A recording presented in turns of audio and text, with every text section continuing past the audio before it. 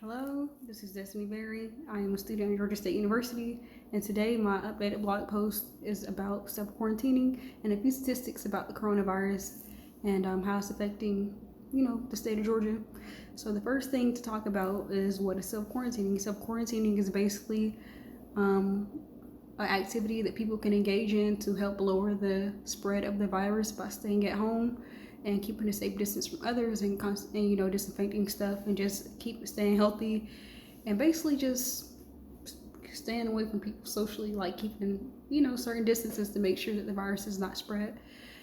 And that activity, along with others activities from companies and businesses shutting down to slow the spread, has affected the economy largely on a national scale, as far as money being regulated, and the government has done stuff to try to help this by giving businesses loans that are not accruing interest at the current moment, and also by releasing stimulus checks to independent adults and giving money for children along with that stimulus package to try to stimulate the economy.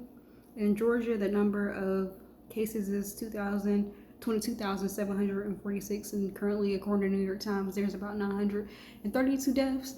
And even though this virus has caused a national crisis and it's been declared as a national crisis, Georgia has started to slowly open up its economy again by allowing small businesses to open, like bowling alleys and tattoo parlors and certain restaurants, just so that they can start to stimulate their states again. It's raising a lot of eyebrows for a lot of people because they're trying to figure out, why are they opening this, knowing it might be a potential for a second wave. This can get people sick, and it can cause, the virus to kind of start all over again. And even though the curves are flattening and the numbers are going down, they feel like them opening businesses can cause, more harm than it does good.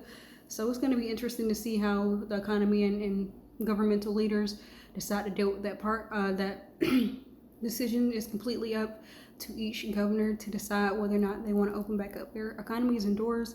But for now, Georgia is deciding to open. For me personally, I've been social distancing, I've been staying at home, and I too, as many others, have been affected by this crisis. But overall, I don't mind doing it because I understand that it's helping save the lives of others.